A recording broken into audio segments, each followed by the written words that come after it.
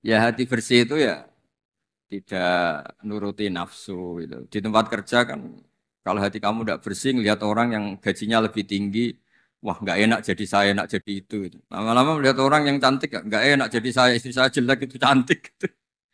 Hati nggak bersih itu semua masalah jadi masalah, yang nggak masalah saja jadi masalah. Ketika hati bersih Anda pakai mobil merek apa saja, tahunnya mungkin tahun yang sudah sepuh aja bisa syukur. Tapi ketika hati nggak bersih itu tidak ada syukurnya kan.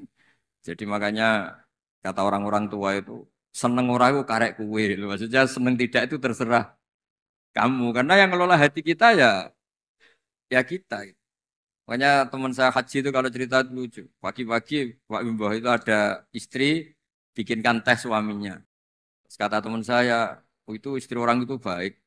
Bikin teh untuk suaminya. Terus kata istrinya dia, gimana tukeran?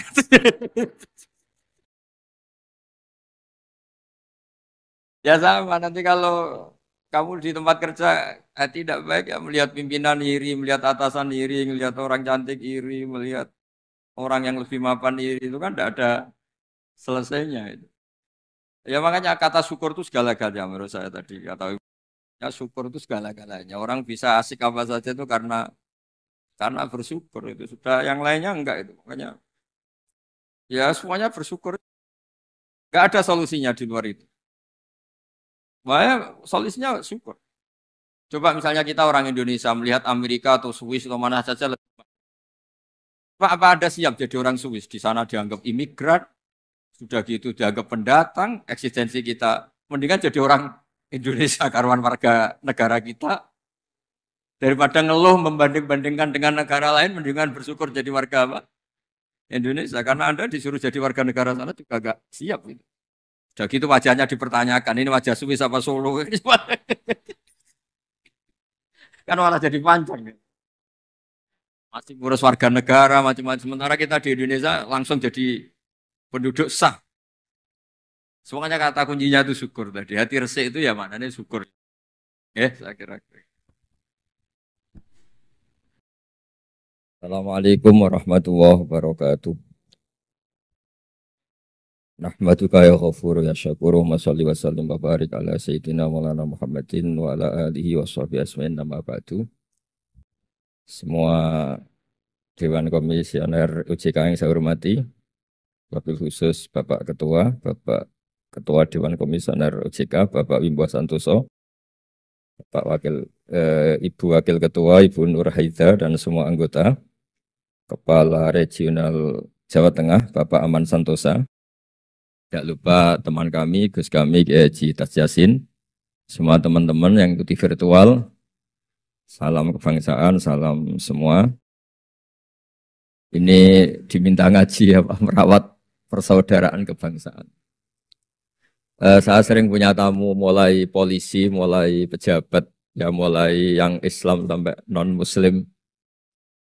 Saya sering cerita bahwa hal-hal yang jadi fitrah manusia itu ya keinginan dasar manusia itu ya senang damai, senang bersaudara.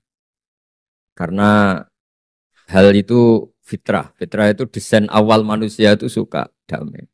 Jadi kalau untuk konflik itu butuh pemicu, tapi kalau untuk damai itu tidak butuh pemicu. Sehingga orang di mana-mana bisa rileks ya. Rileks di terminal, rileks di jalan, rileks di warung-warung kopi, rileks di gede-gede. Nah, konflik itu ya dimulai dari pemicu. Entah rebutan pacar, entah rebutan harta, entah rebutan jabatan. Sehingga karena ada rebutan-rebutan itu terus ada pemicu. Nah itu yang melahirkan konflik. Nah harus dicamkan, ditanamkan bahwa kepentingan berbangsa ini di atas ya, di atas kepentingan kita, di atas nafsu kita, di atas keserakahan kita, sehingga kita mudah damai. Itu rumusnya kiai-kiai ya. Saat tentu di sini pakai solusi yang ala kiai ya, karena tentu mereka ingin mendengar versi kiai.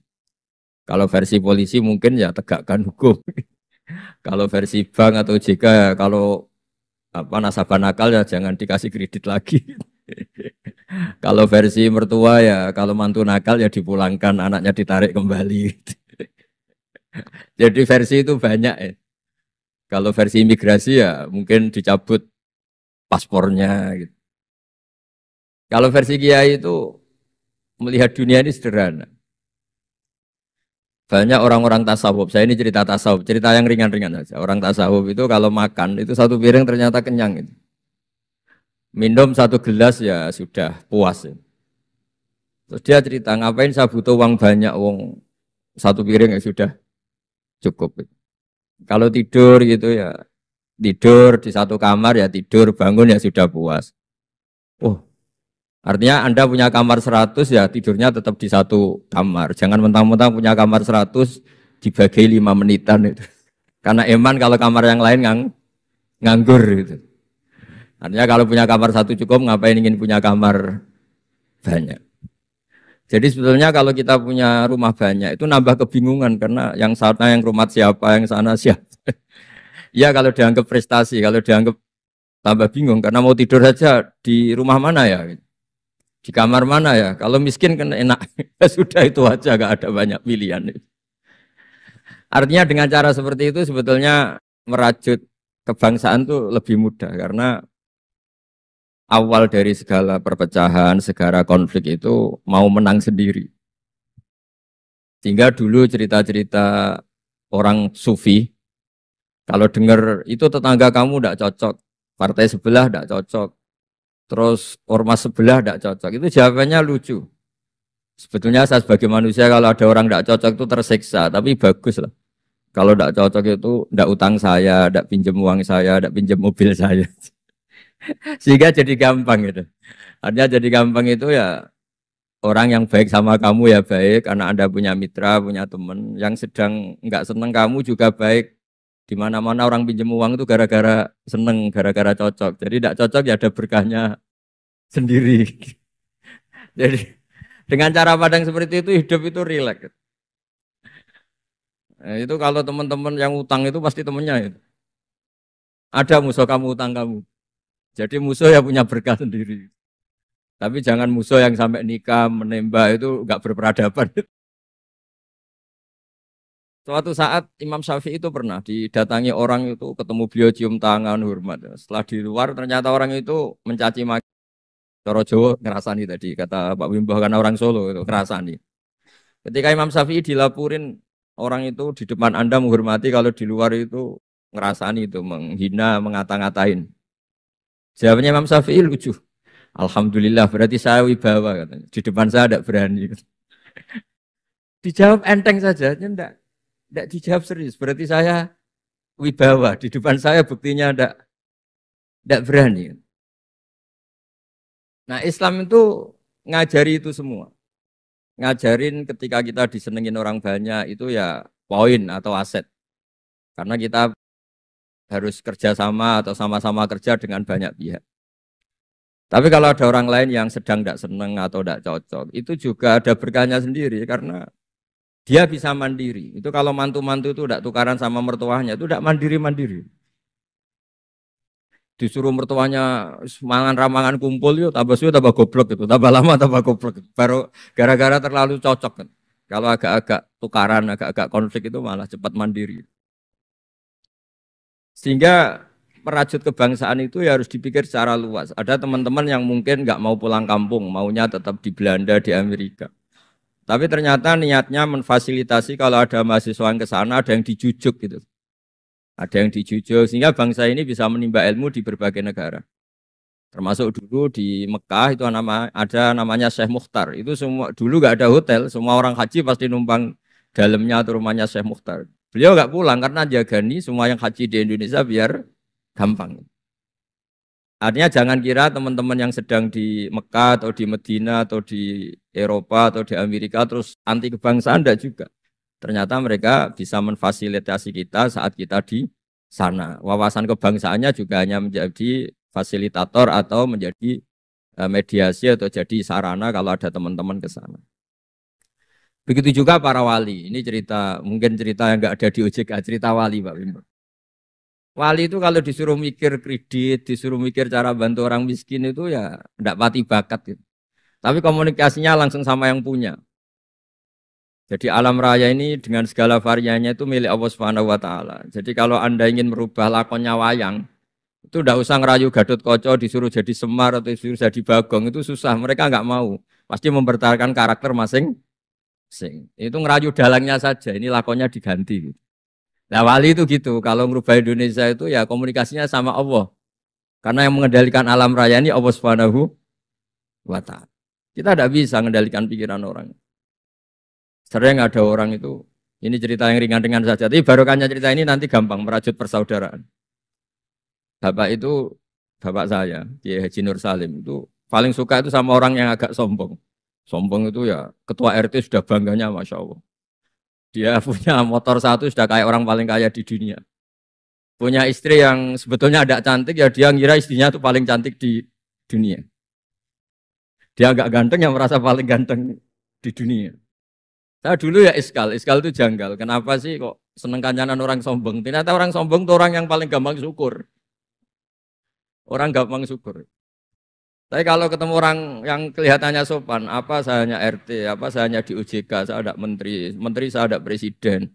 Presiden merasanya presiden di negara ketiga, dunia ketiga, bukan presiden superpower. Ketemu orang-orang yang tidak pernah puas itu kesannya tawadhu, ternyata pasnya itu tidak pernah puas, tidak pernah syukur. Lah yang sombong ternyata tidak sombong, dia gampang syukur. Ketua RT aja sudah merasa kayak presiden. Hanya pegawai OJK aja sudah merasa bangga, padahal dibuat suruhan Pak Simbo. Tapi senengnya, ini nggak disuruh seragam, udah seragam semua. Saking senengnya.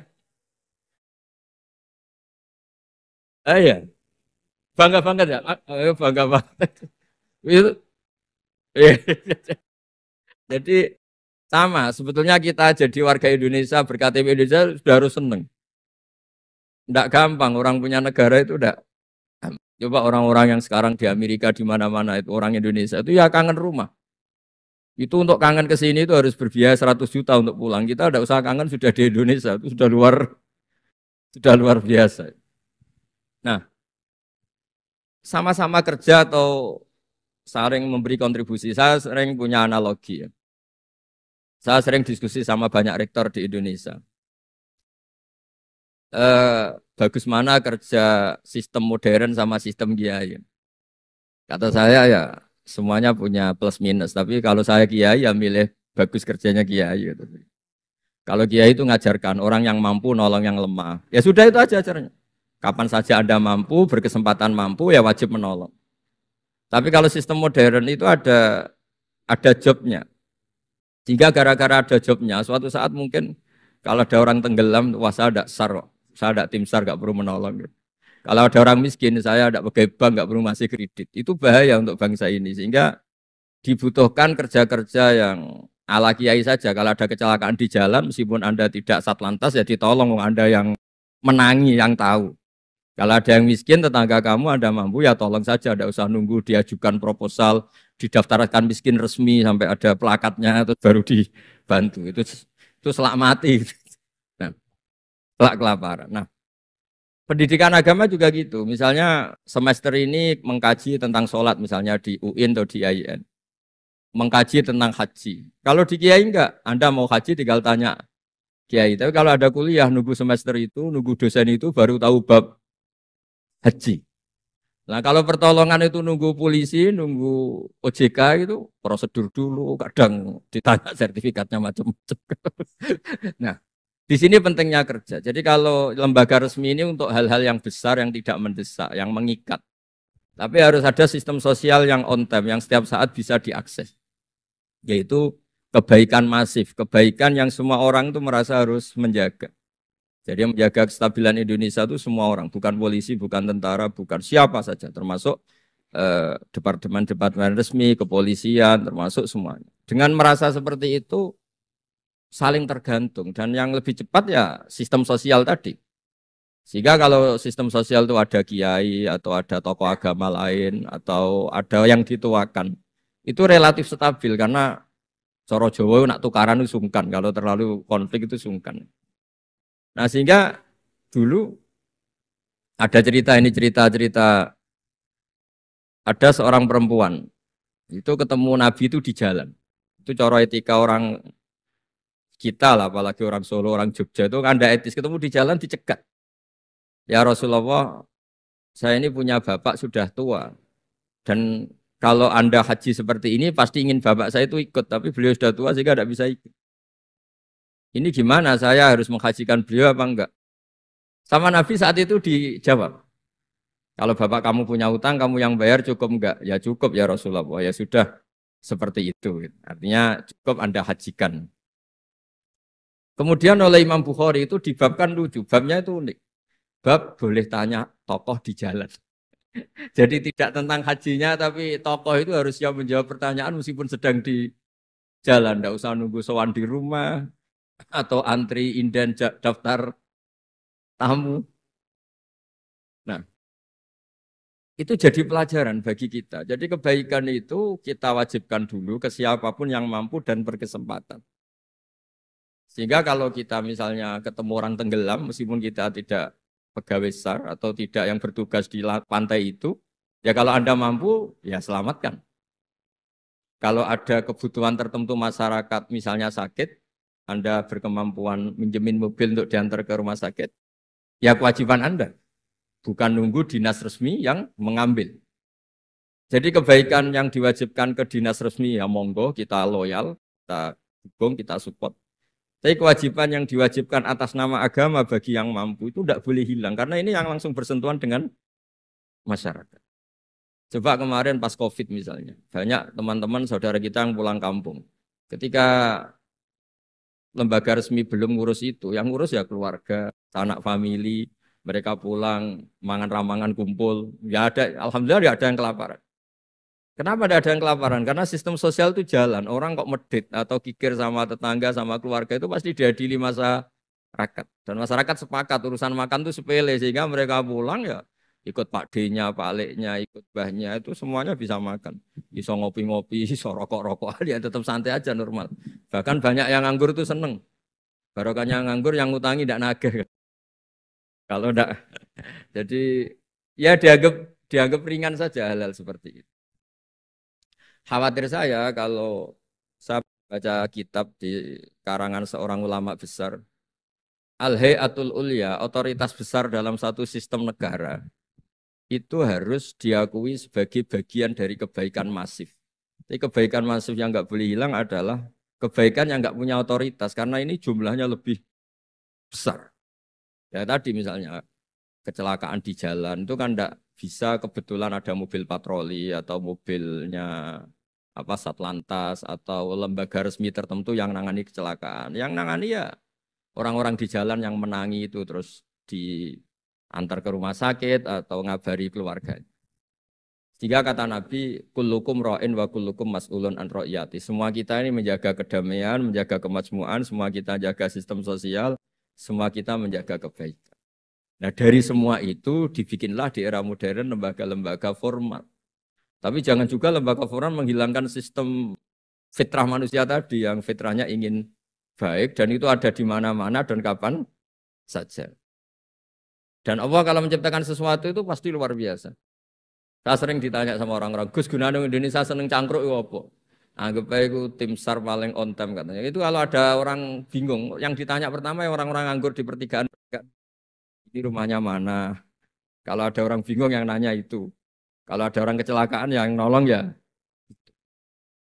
Artinya sistem sosial yang sudah ada itu nggak boleh diambil alih lembaga. Karena kalau itu iya, kita kekurangan kekuatan apa? Sosial. Jadi ini penting saya utarakan supaya kebaikan-kebaikan bersama ini saling melengkapi, bukan saling mengadu. Saya sering guyonan begini, kalau ada rapat ketahanan pangan, yang rapat itu merasa superior karena punya rumus yang luar biasa.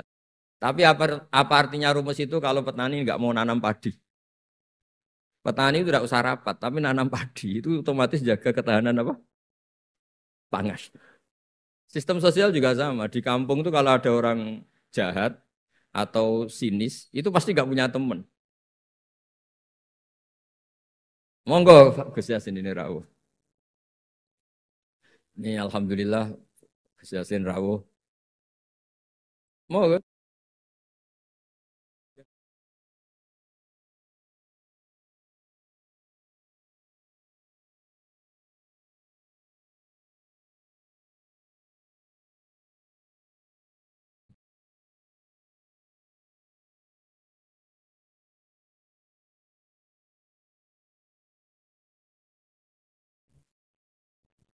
Ya, saya teruskan supaya kenapa saya nyampaikan ini supaya energi sosial kita untuk menjaga kemasmukan, menjaga toleransi itu lebih masif.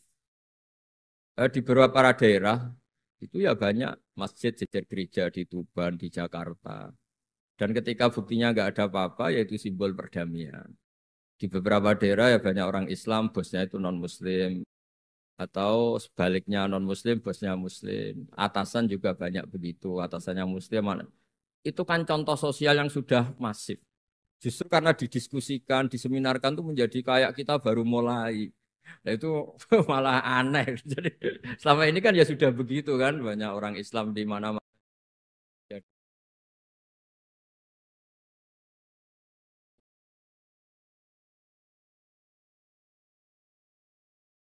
Karena didiskusikan tuh menjadi kayak kayak kita ini yang punya rumus, kayak kita yang pencetus. Padahal sistem sosial kita sudah sedemikian harmonis, sudah sedemikian. Tahanan pangan juga sama. Ketika belum ada rapat darurat pangan, apa petani yang lugu-lugu yang nanam padi. Barokahnya itu stok padi itu mereka melahirkan sistem kerja yang nggak punya ladang, kerja di yang punya ladang. Dan kalau itu didolimi atau nggak digaji, ada embargo sosial, terus tidak mau kerja di situ. Sehingga yang nggak baik juga akan baik karena dipaksa oleh sistem sosial. Jadi sebelum ditangkap polisi karena tidak baik, itu sudah diadili sosial, itu diadili hukum sosial. Nah, hal-hal seperti ini harus jadi perangkat bersama untuk menjaga kebaikan bersama. Makanya saya sering bilang sistem sosial itu segala-galanya. Di antara sistem sosial itu adalah lembaga resmi. Jangan dibalik, lembaga resmi itu menata sistem sosial. Belum ada lembaga resmi itu sudah ada sistem sosial. Sehingga sebelum ada negara ini, kiai-kiai atau tokoh agama yang lain ya urun rembuk untuk mengusir penjajah, untuk memberi makan tentara yang berjuang di kampung-kampung, dikasih ketela, dikasih apa saja lah yang bisa mereka bertahan hidup. Nah, ini penting diutarakan supaya semua masyarakat itu merasa bahwa mereka ikut dan harus merawat negara ini. Kullukum ra'in wa kullukum mas'ulun an ra'iyati. Semua kalian adalah penjaga dan semua kalian dimintai tanggung jawab Allah kontribusi Anda terhadap bangsa ini, terhadap komunitas Anda, terhadap sistem sosial Anda. Sehingga kemudian terus jalan. Lah dimulainya dari mana? Kata Nabi, dimulai dari keluarga Anda. Sehingga semua orang nggak lempar tanggung jawab. Kalau anak saya miskin ya salah saya.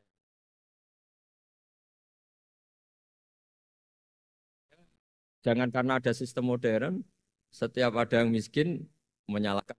Setiap ada apa nyalakan menteri terkait. Itu hukum-hukum seperti itu bikinan kita. Yang yang hukum Allah permanen itu ya setiap anak kita terlantar salah kita. Nah, barokahnya merasa salah itu tidak mudah menyalahkan orang lain, termasuk tidak menyalahkan instansi tertentu atau departemen tertentu. Ini penting supaya orang itu evaluasi, merasa salah. Barokahnya merasa salah itu orang tidak menyalahkan orang lain. Jadi,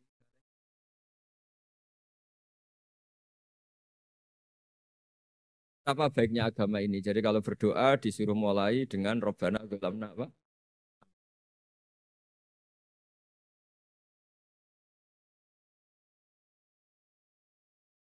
Nah, kalau guyon sering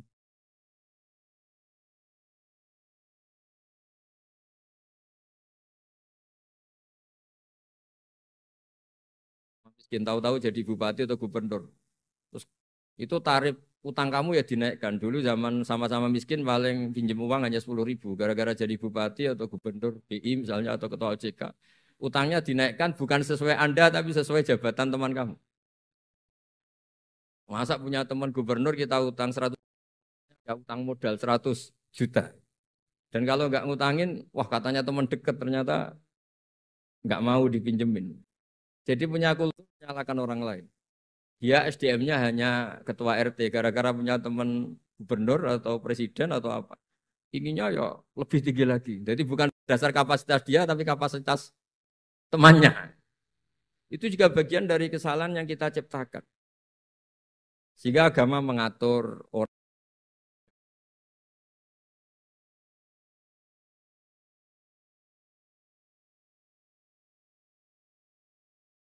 anak kita terlantar, bilang di Pak D Sugih ya ora nyafaati, punya Pak D kaya juga tidak memberi syafaat, punya teman kaya tidak beri. Jadi tidak menyalahkan dirinya, tapi menyalahkan teman atau keluarganya yang kaya. Itu juga awal bencana kemajmukan. Jadi kebanyakan nuntut. Makanya Nabi berkali-kali ngendikan ketika kamu di zaman akhir wa alika bi khosayati nafsik wada angka amrol ama. Kalau sudah ada badai, badai apa saja, badai ekonomi, badai sosial atau badai apa saja. Urusi diri kamu sendiri itu bukan Nabi menanamkan egois itu enggak, justru menanamkan kebersamaan. Barokahnya orang itu sibuk ngurus keluarganya sendiri itu enggak kepikiran nyalakan orang lain. Jadi orang kadang salah tafsir itu justru seakan-akan kita diajarin untuk egois itu enggak. Berkahnya ngurus diri sendiri, ketika kita sudah terurus tidak membebani sama orang lain. Dan berkahnya ngurus diri sendiri juga tidak gampang mengkomplain orang lain. Karena kita merasa punya kewajiban sendiri. Tapi kalau kita ini terlalu modern,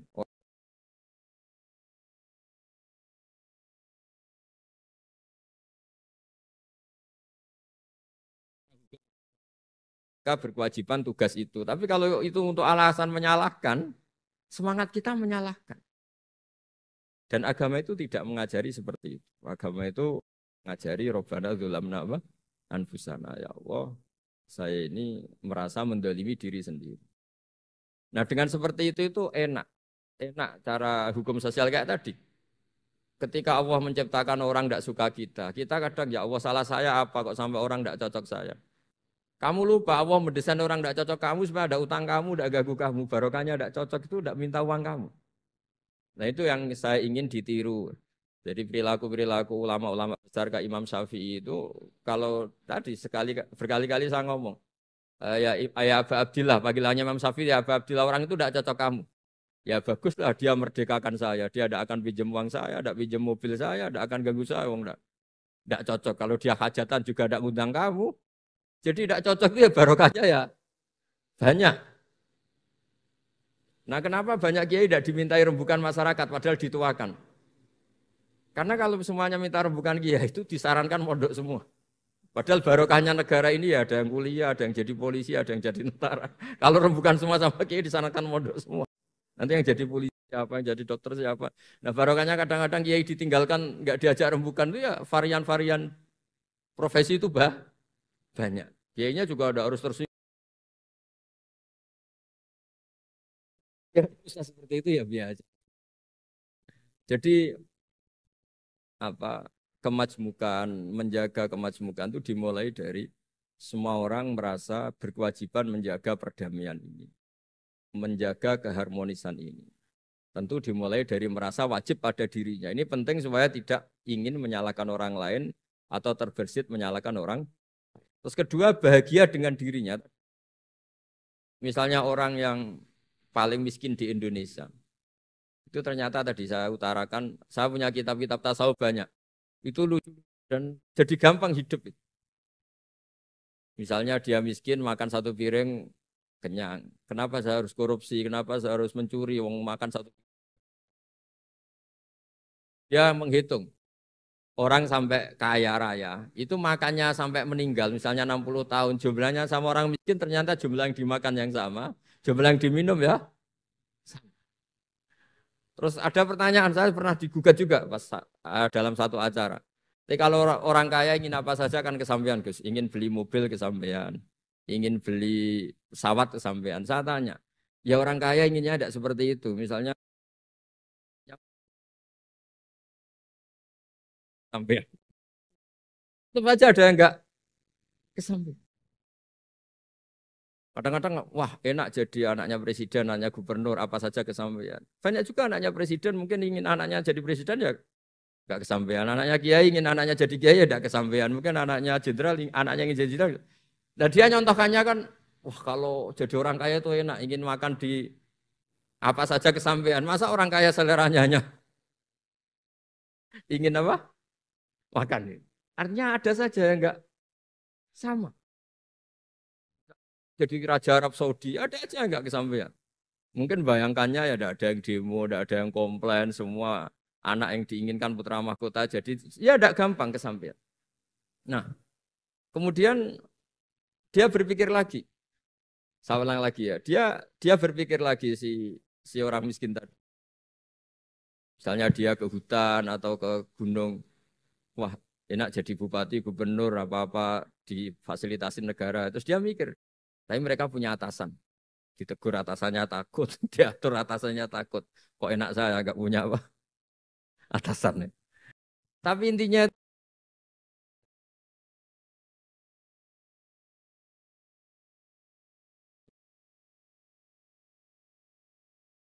ketua OJK atau gubernur atau wakil gubernur atau kiai. Nikmat tertinggi itu karena melakukan perintahnya Allah Subhanahu wa taala. Kita disuruh jaga Indonesia, disuruh jaga itu subjektif sepihak. Kita puas kalau ingin seperti yang kita inginkan. Itu nggak akan ada puasnya karena nafsu kita itu kalau guyonan orang-orang tasawuf, mbok kamu dikasih dunia seisinya dan lipatannya, tamak kamu atau keinginan kamu itu tidak akan tercapaikan, tidak akan terpuaskan. Karena manusia itu ya sudah nggak ada batasannya. Makanya kalau guyonnya dulu kan ada orang tirakat, kalau megang apa saja jadi emas. Dia bayangkan jadi kaya, jadi top. Ternyata pertama dia megang saka rumahnya, tiang rumahnya jadi emas. Habis itu megang apa lagi jadi emas. Lama-lama megang nasi jadi emas, megang minum jadi emas. Akhirnya dia nggak bisa makan karena dia ingin semua yang dipegang jadi emas. Pas kecapean megang-megang, dia ingin makan, yang dipegang juga jadi emas. Ya akhirnya kan jadi bingung gitu, karena nggak kesampaian kan. Dia kesampaiannya jadi emas, ternyata kebutuhan dasar dia ingin makan malah nggak kesampaian karena yang dimegang jadi emas. Jadi itu kan contoh. Sejahtera juga sama. Anda bayangkan misalnya kalau punya mobil, punya uang tabungan, punya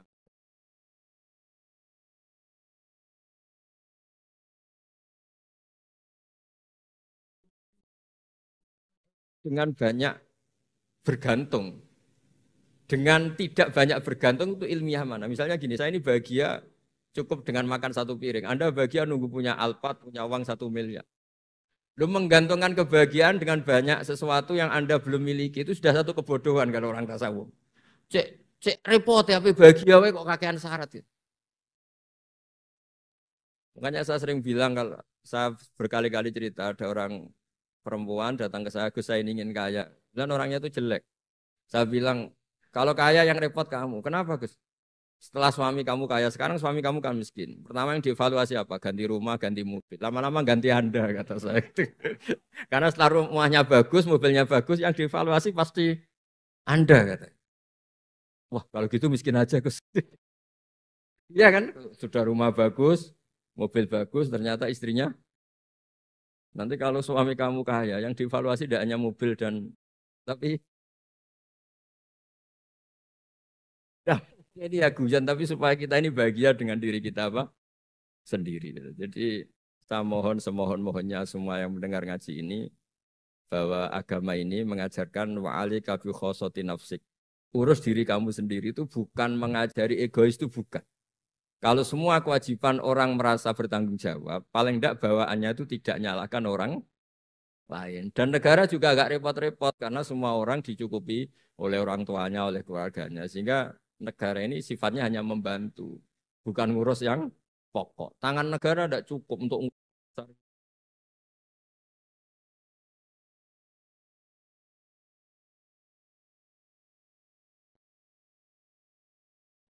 atas komunitasnya, terus negara fasilitasi itu semua. Insya Allah menjadi baldatun thayyibatu wa rabbun ghafur. Saya kira demikian.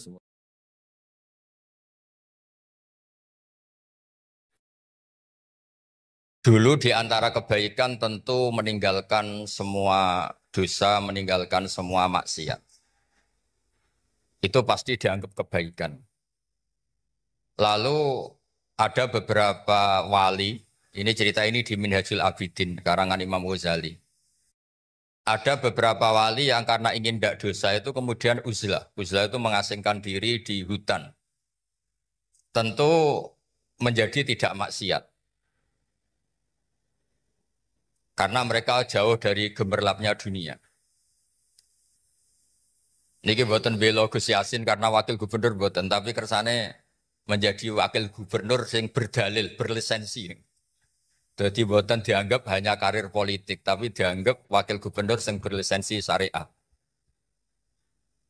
Kemudian karena orang-orang baik ini di tengah hutan tidak membina masyarakat.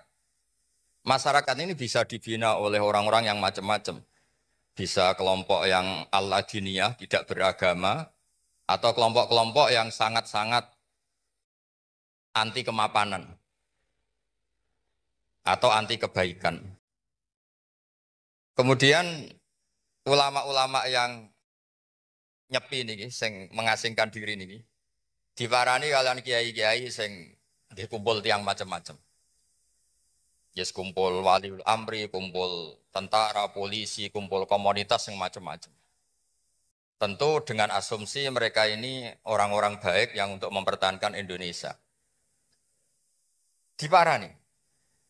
Niki cerita tentang kitab Minhajul Abidin karanganipun Imam Ghazali. Diparani tentang Gunung Libanon. Karena cerita ini memang cerita ulama-ulama atau wali-wali yang uzlah teng Jabal Lubnan. Kalau dalam bahasa Arab disebut Jabal Lubnan. Karena mereka di tengah hutan, mereka itu mengkonsumsi rumput, mengkonsumsi apa yang ada di hutan. Terus didhawuhi, ya akalatal hasis, taraktum ummata Muhammadin sallallahu alaihi wasallam fi aidil mubtadi'ah. Kamu enak-enakan di sini, menikmati kesendirian, menikmati tanpa problem, tanpa gesekan sosial, tanpa macam-macam. Tapi Anda meninggalkan orang-orang dipimpin al-mubtadi'ah. Orang-orang yang tidak beragama, yang bid'ah, yang mudillah, yang macam-macam. Jadi intinya fikih kados Mbah Maimun yang membolehkan Gus Yasin wakil gubernur dulu Mbah Ubab DPR RI, terus beberapa putrane putu juga banyak yang jabat. Itu adalah sanad mutasil bahwa dulu ulama-ulama itu enggak pernah membiarkan negaranya tanpa arah atau tanpa panduan ulama. Karena ketika kita uzlah atau menyendiri, itu artinya taraktum ummata Muhammadin fi aidil mubtadi'ah. Karena membiarkan orang yang misalnya berfaham ekstrim atau berfaham kiri atau berfaham yang tidak positif, kemudian ini membentuk masyarakat kebanyakan. Tapi berkahnya para kiai-kiai yang masih kumpul di instansi pemerintah, kumpul-kumpul di komunitas publik, maka ada pembinaan, ada sosialisasi, ada visi-visi untuk menjaga keutuhan Republik Indonesia. Terus itu pelajaran bahwa ketika kita menghindari kumpul-kumpul sosial atau komunitas sosial, sebetulnya ada sisi negatif. Yaikum taraktum ummata Muhammadin sallallahu alaihi wasallam fi aidil mubtadi'ah. Sebab niku sanad-sanad yang mutasil di kita niku disebut alladzi yukhalitun nasa wa yasbiru ala adhanahum khairun minal ladzi la yukhalitun nasa wa la yasbiru ala adhan. Orang-orang baik yang kumpul, yang ikut sosial, ikut berproses sosial dan menyabari ketika kecewa. Itu lebih baik ketimbang orang baik kemudian milih menarik diri dan la yasbiru ala adhan. Lane kados kula sing kula alami teng awak kula piyambak pun tengah-tengah. Kula niku ora pati nampa tamu nggih mboten pati nampa pengajian. Tapi saya tetap ngaji terbuka. Tetap punya komunitas sosial, saya masih kerja di Jakarta, di Jogja juga masih punya jamaah ngaji. Karena sekali itu tidak, maka tidak ada sarana ya, atau wacana atau visi atau apalah yang positif untuk ikut menjaga Indonesia. Terus niki kalau ngandani teng lare-lare, tenggene alumni-alumni mriki bahwa di antara visi terbaik Islam adalah tidak membiarkan bangsa ini rusak. Fi aidil mubtadi'ah. Ya tinggal nanti konteksnya kalau sampai misalnya pikiran-pikiran terlarang ya fi aidihim. Tapi apapun itu ngendikane Imam Ghazali, wali-wali yang memutuskan menyendiri dan tidak mau bersinggungan secara sosial karena takut salah, takut dosa, niku diingatkan oleh wali-wali yang lebih tinggi makomnya. Yaitu karena wali-wali yang uzlah tadi disebut ya akalatal hasis taraktum ummata Muhammadin sallallahu alaihi wasallam fi aidil mubtadi. Kemudian cerita terakhir nih ngaji sekedap mawon. Karena ngaji seperti ini itu merapati penting. Sementing itu istiqomah kiai ini. Ya istiqomah kiai ini, wong kiai ini teng Semarang itu ke virtual itu kono apa ya ora roh. Utawa model wali ya ora roh. Pokoknya husnudon nonton mawon. Cerita terakhir Imam Ghazali itu pernah memutuskan uzlah. Memutuskan uzlah sampai di masjid-masjid Damaskus, Kila sampai di masjid Palestina. Tapi beliau memutuskan uzlah setelah terkenal ngarang Ihya. Setelah terkenal ngarang Ihya itu semua mufti, semua ustadz itu kalau berdalil, kalau berargumentasi itu bilang qolal Imam Hujatul Islam Al-Ghazali. Sehingga beliau tidak nyaman, jangan-jangan saya soleh ini karena tertekan nama besar, disebut Hujatil Islam, disebut Al-Alim Al-Alama. Maka beliau ingin membuktikan kalau solehnya ini individual, meskipun sendiri juga tetap soleh.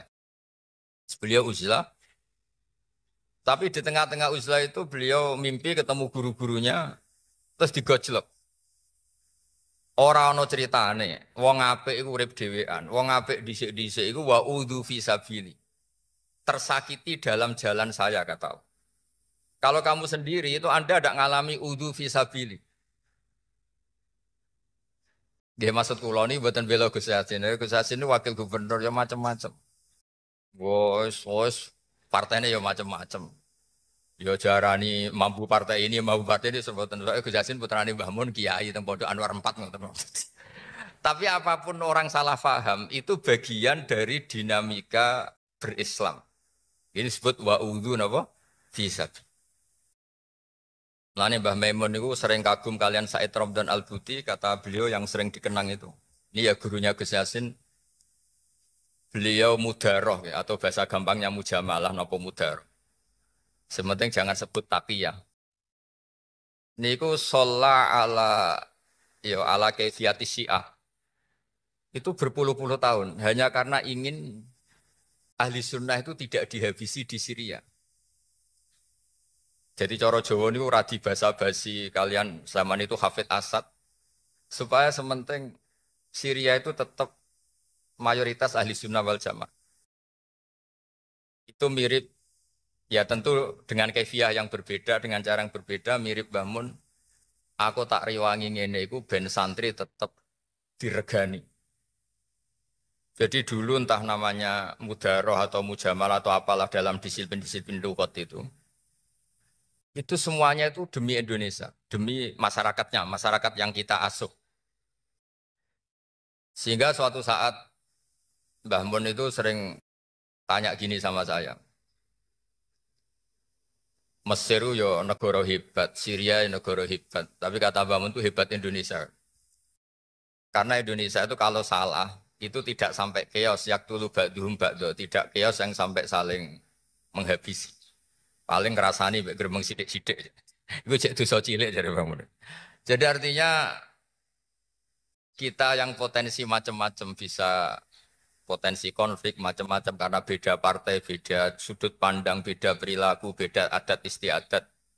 Tapi tetap kita berkomitmen jangan sampai kesalahan-kesalahan ini mengarah ke yaktulu ba'duhum ba'd. Akhirnya lahirlah model seperti ini, kompromi-kompromi sosial, nopo kompromi politik, nopo kompromi apa saja, sementing tidak yaktulu ba'duhum ba'd.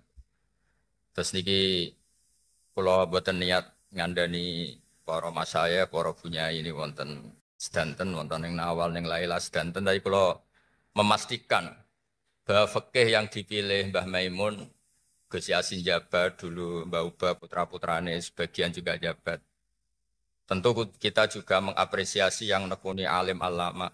Terus Mbah Najih juga menekuni orang-orang yang spesialis ngaji. Terus Gus Rokib, cuma ini nguji iman Gus. Gus Rokib sing kepengen kok Gus Roji apa Gus Roji sing kepengen kok Gus Rokib. Kadang-kadang wis dilem sregep ngoten niku ya rada kepengen jajal-jajal gitu. Ya niku uji nyali niku. Kula niku nak kula kan kakake Umam, dadi kula mboten nate kepengen kaya Umam wong tuwa kula. Terus istiqomah kula luwih kuat. Gus Rokib kan sing jabat wadike, dadi kadang-kadang tergoda terus niki nguji niki. Dados kula suwun ini ditadwin oleh tim tadi yang tukang ngetes tadi, ditadwin, dibukukan bahwa memang kita tidak boleh taraktum ummata Muhammadin sallallahu alaihi wasallam fi aidil mubtadi'. Sekali ini tidak Anda tadwin, dikira karir-karir politik Gus Yassin itu hadun nafsi, itu masalah.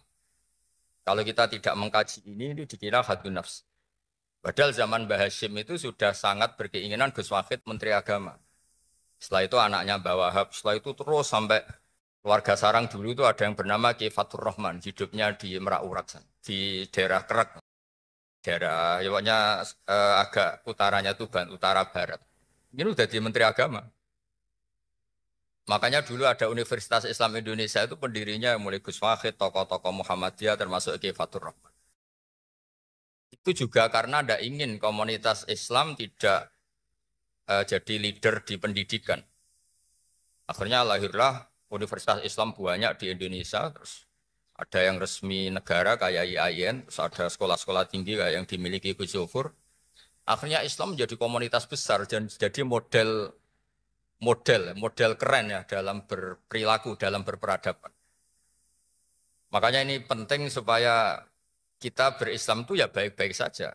Islam yang benar-benar rahmatan lil alamin. Islam yang enggak dianggap problem bagi masyarakat Indonesia. Nggih ngoten mawon harus ditadwin ini oleh tim-tim tadi karena kita jangan ngalami kayak Les bin Sa'ad. Imam Syafi'i itu yang setara dengan beliau itu banyak, termasuk namanya Les bin Sa'ad. Itu gurunya, sebenarnya guru-gurunya Imam Syafi'i juga guru istifadah. Imam Syafi'i itu kalau ngetikan al-les afqahu min Malik illa annahu doya'ahu ashabu. Imam Les itu sebetulnya afqahu min Malik, tapi murid-muridnya tidak mentadwin madhab-madhabnya, sehingga kesannya itu Les itu habis dibanding Imam Malik.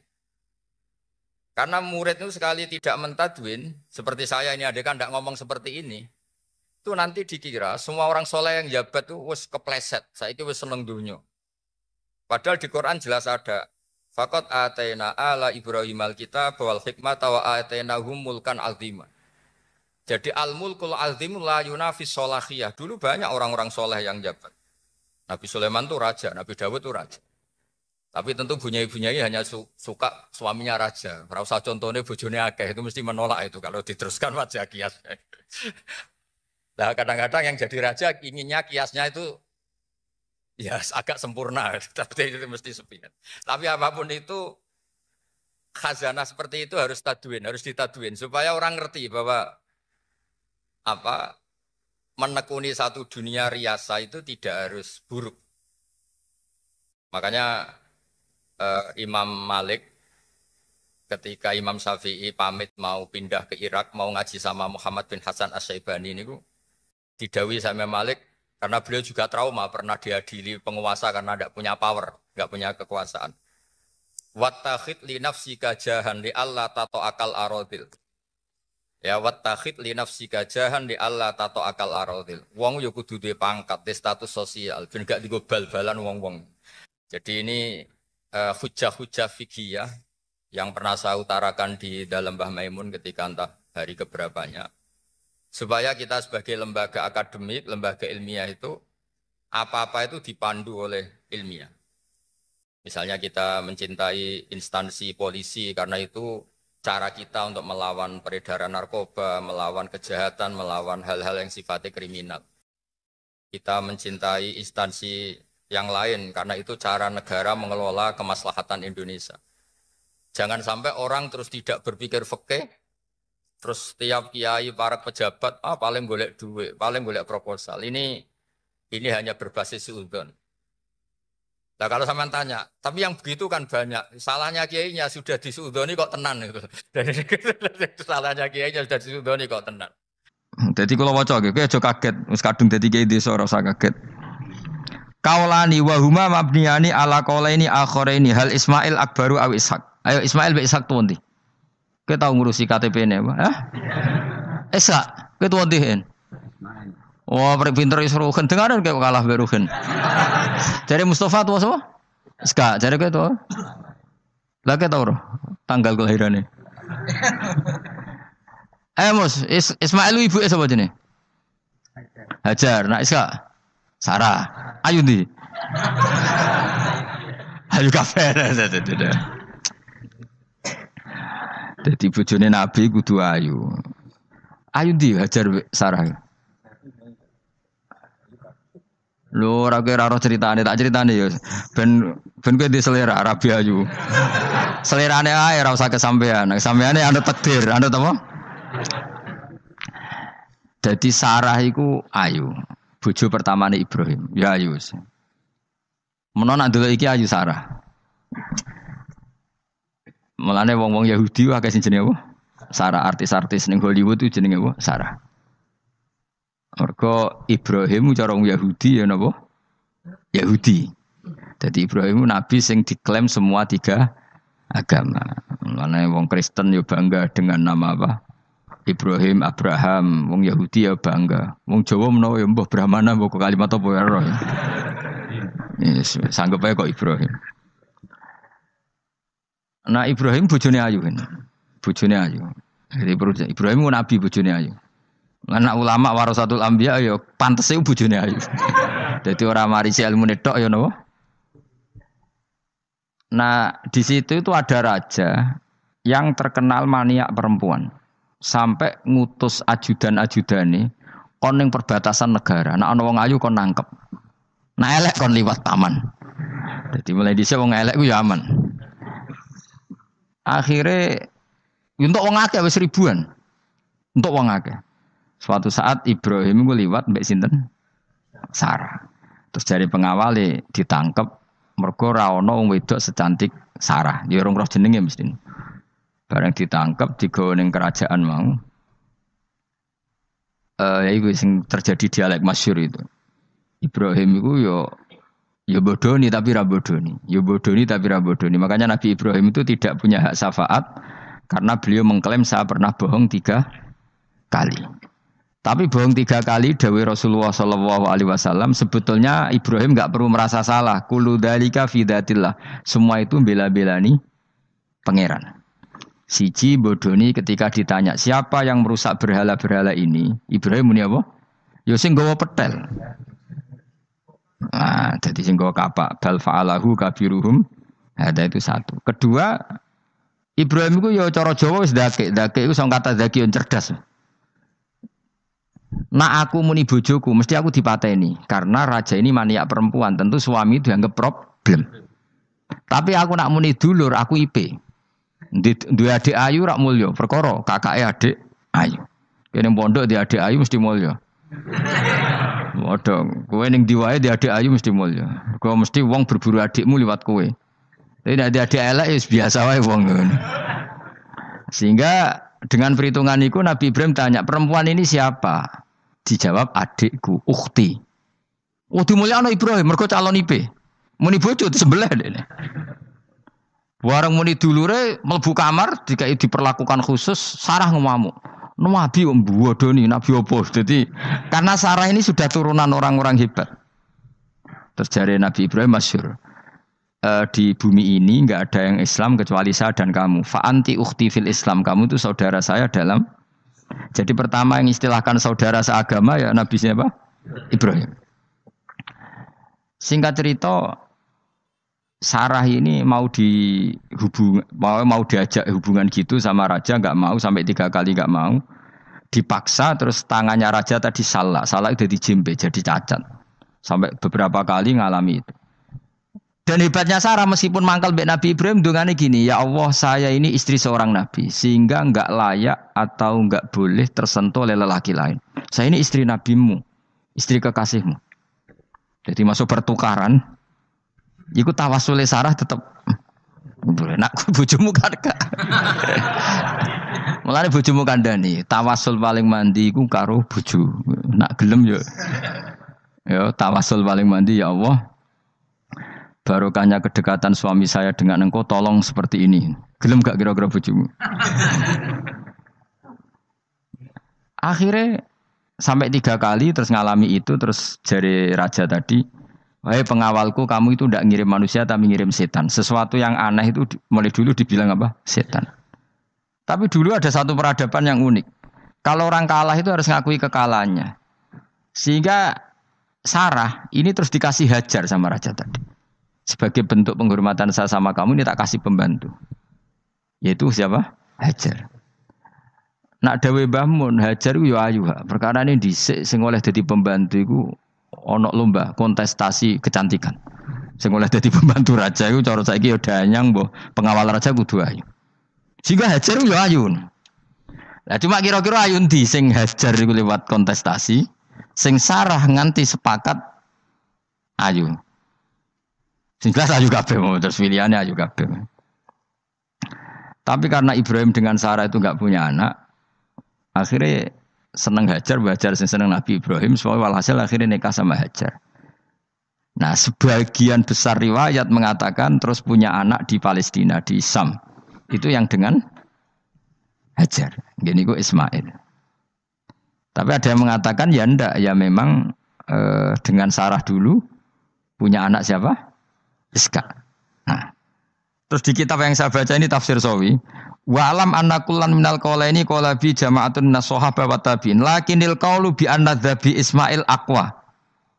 Jadi pendapat kalau yang lakinil qaulu bi anna dzabi Ishaq aqwa. Jadi pendapat yang mengatakan yang didabih itu siapa? Ishaq itu lebih kuat. Di Arab Saudi, di Indonesia enggak kuat siapa? Ismail. Jadi ya unik, Kiai Indonesia ya punya tradisi sendiri. Mbok kitab Ishaq, Ismail ya Ismail, enggak tekno. Ismail apa ya? Ishaq.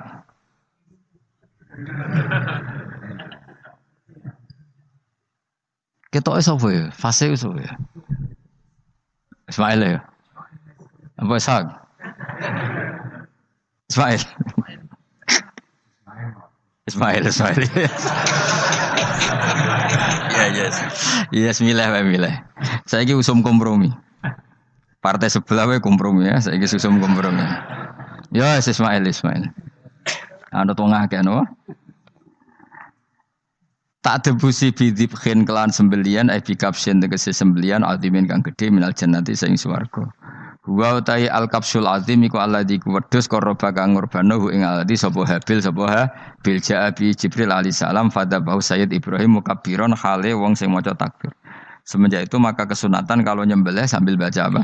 Takbir, tapi ada wajib, tidak syarat sah.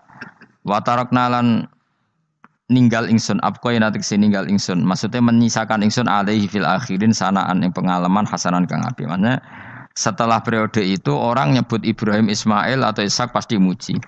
Jadi Nabi sing bejo ya Nabi telu niku mawon. Ishak nu Kristen ya dihormati sampai banyak namanya Ishak gitu. Ishak Newton Ishak kan dari kata apa? Ishak. Ismail juga sama, Ibrahim juga sama. Memang Nabi tiga itu.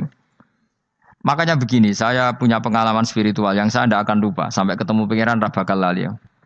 Saya itu dulu tuh Heran seheran-herannya. Kenapa Allah muji Ibrahim itu kadang sederhana sekali. Hanya ngendikan maka anak Ibrahimu Yahudiyau. Ibrahim itu tidak Yahudi, tidak. Itu kan enggak kata pujian yang luar biasa. Misalnya kayak muji Ruhin ini salah. Ruhin itu yura bajingan, yura preman.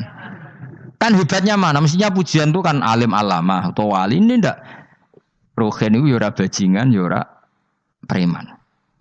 Allah muji Ibrahim itu hanya dengan satu kata, Ibrahim itu tidak Yahudi, juga tidak Nasrani.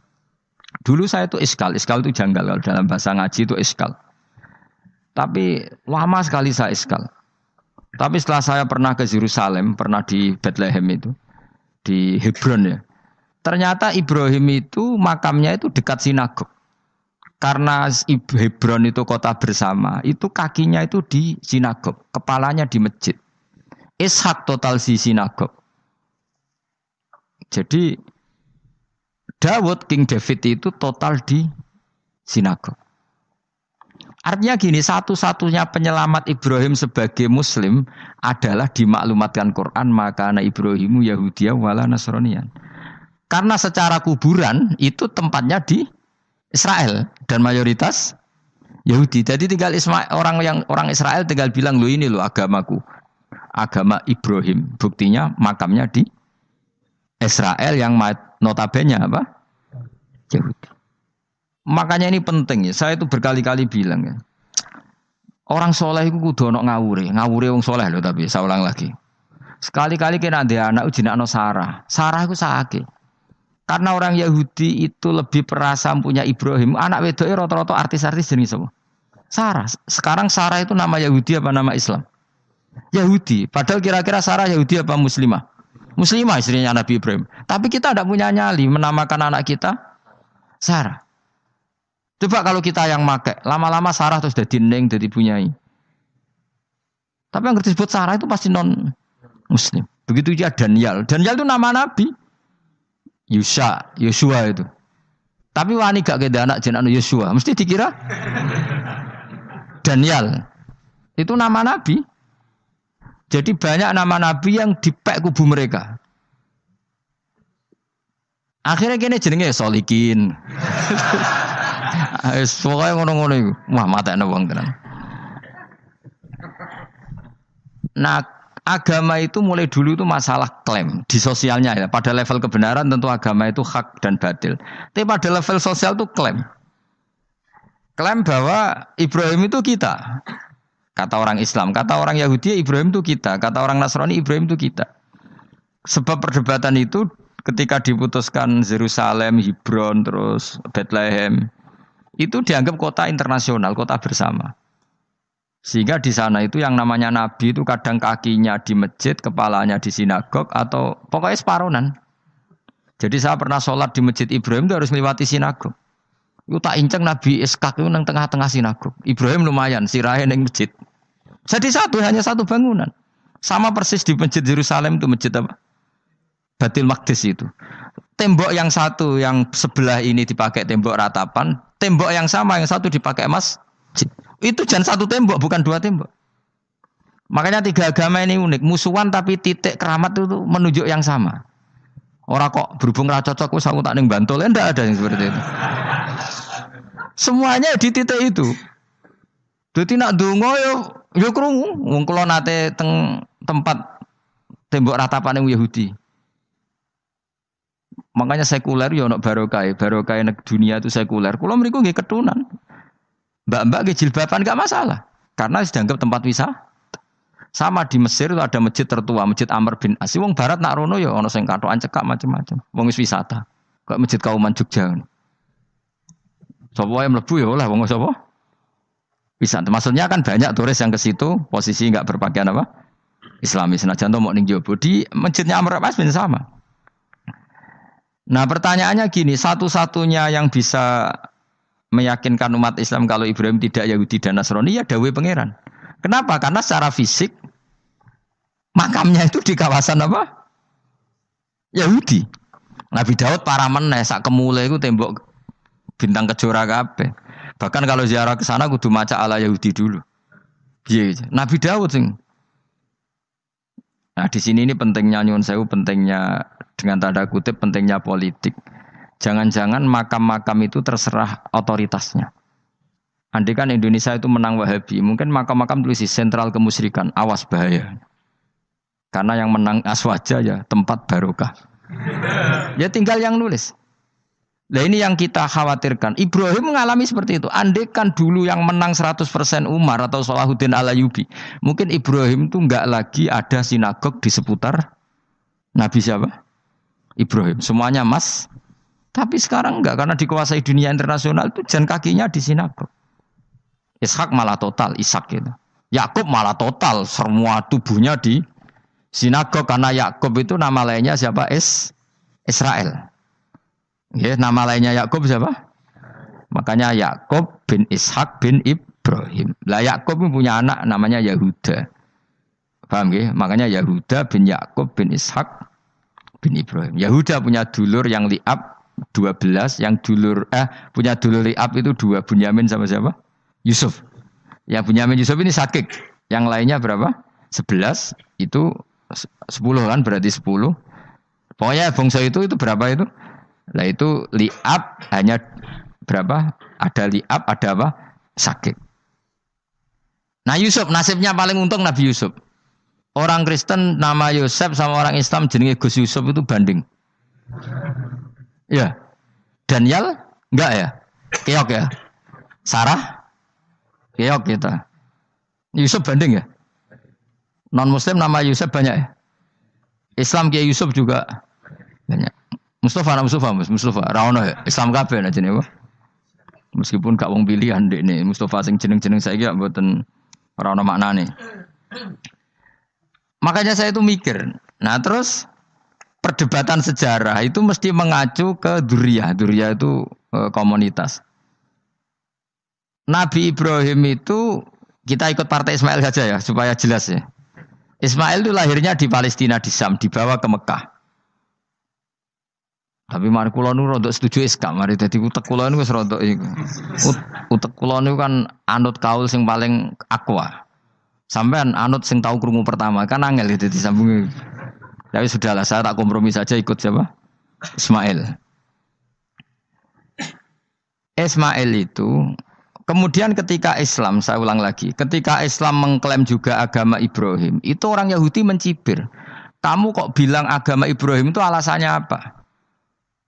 Kita ini yang ikut Ibrahim, kata orang Yahudi, karena kita orang Palestina, kita orang Yerusalem.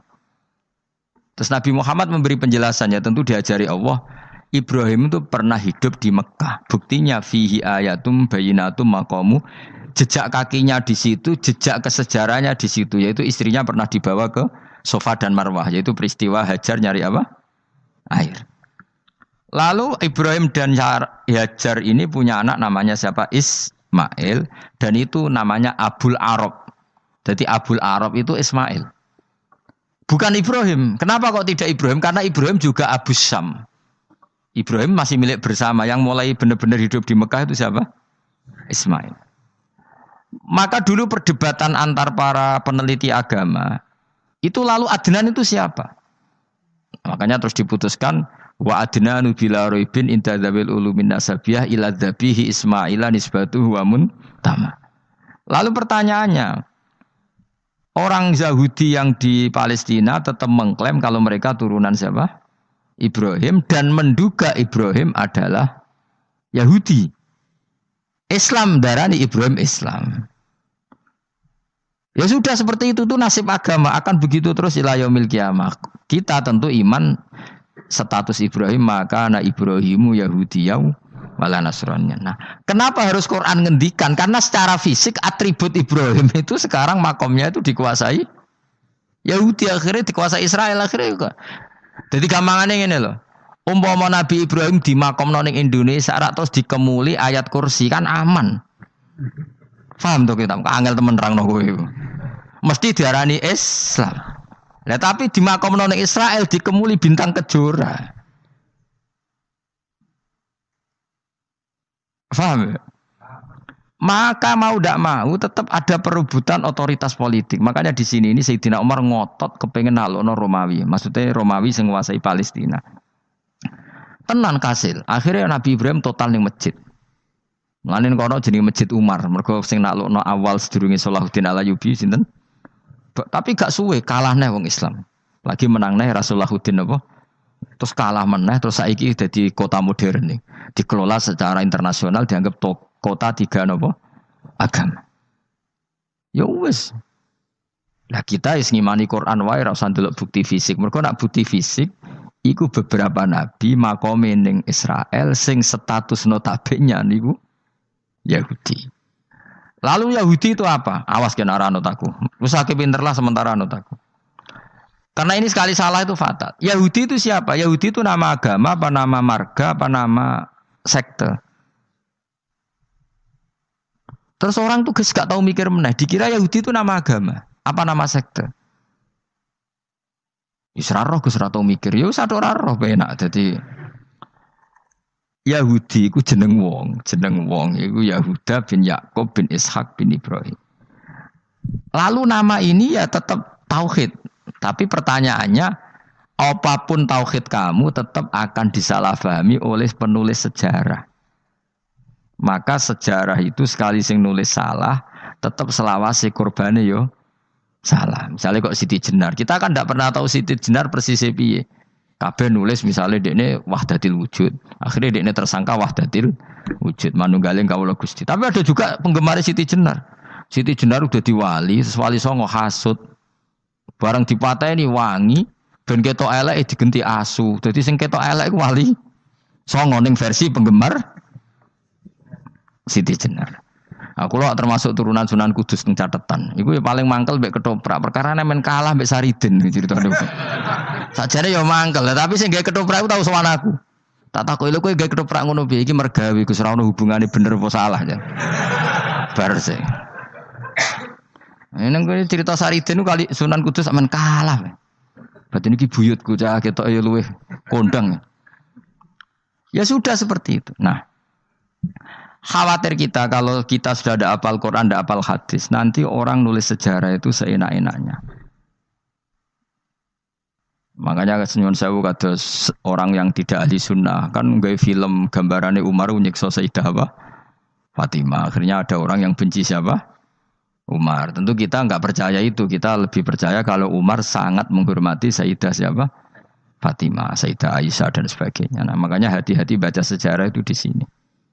Karena ya sudah seperti itu. Dulu kita kerepotan kan memasukkan Kahar Mudzakkir jadi pahlawan apa? Nasional. Karena ada yang cerita ini dulu pernah ikut apa itu dan macam-macam. Kita sering kesulitan melacak sejarah. Oke lah kalau bayangkan kalau itu sejarah Nabi. Agama satu bilang Ibrahim Yahudi, agama satu bilang apa? Nasrani. Tapi Allah itu maha kuasa. Orang itu kalau salah mesti keterucute iku elek. Kowe mesti ra roh, agak ulama gak roh. Ketika Nabi debat mbek wong Yahudi, debat mbek wong Nasrani itu debatnya iku lucu. Kanjeng Nabi ditanya, "Mat, kamu agamanya ikut siapa?" "Saya pengikut Ibrahim." Lah wong Yahudi ku yo padahal pinter-pintere wong Yahudi wis kadung bakat cerdas. Tapi musuh-musuh pangeran tetap kalah. Jawab wong Yahudi ngene, "Wah, berarti kamu harus hormat saya Muhammad." Kenapa? Kamu ikut siapa agama kamu? Ibrahim kan anit tabi millata Ibrahimah Hanifah millata abikum Ibrahim.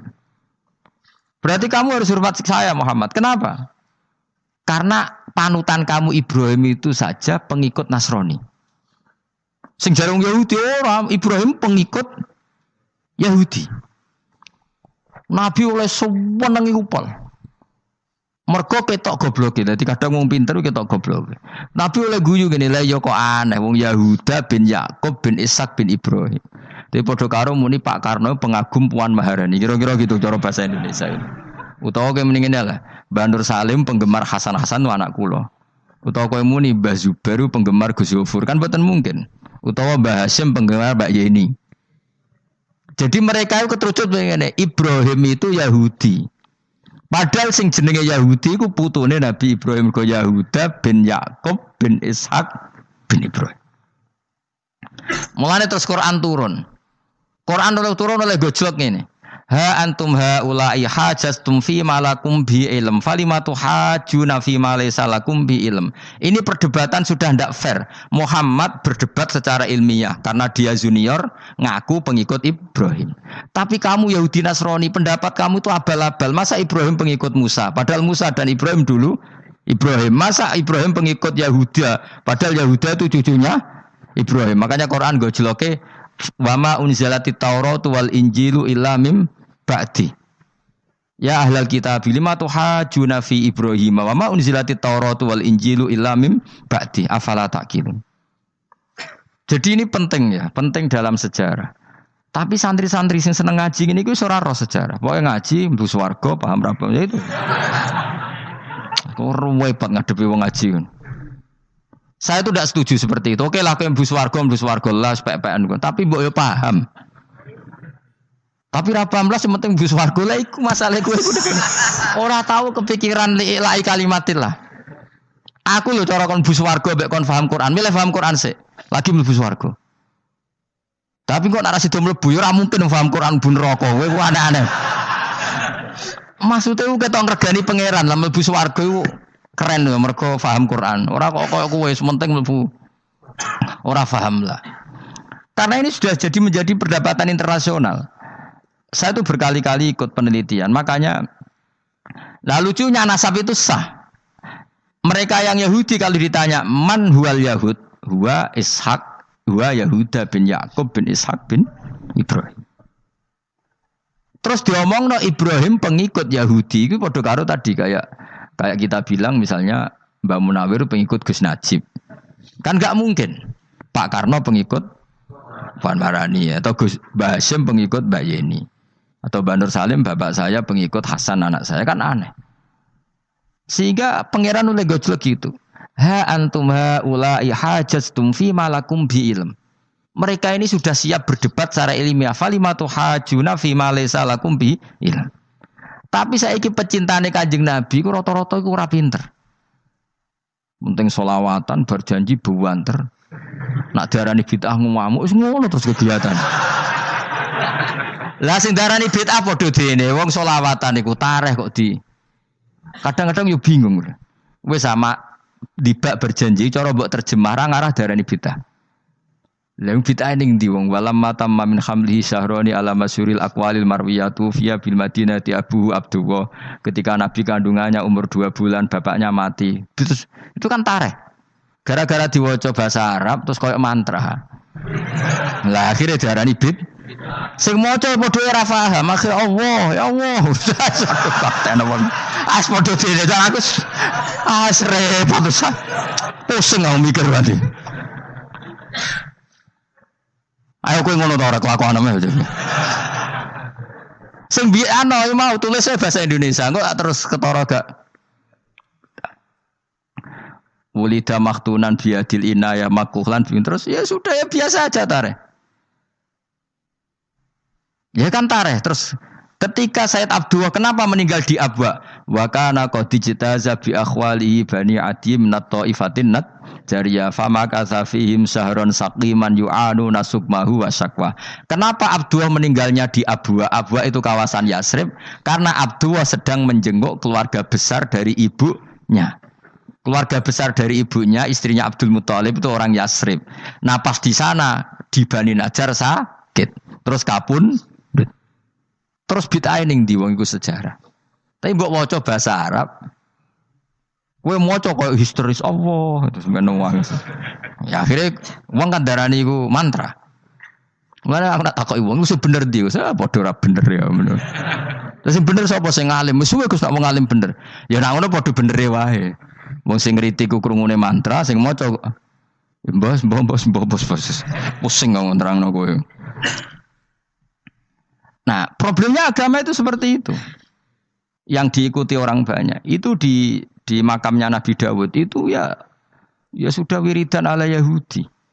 Sama sekali. Saya sampai nangisi Nabi Dawud.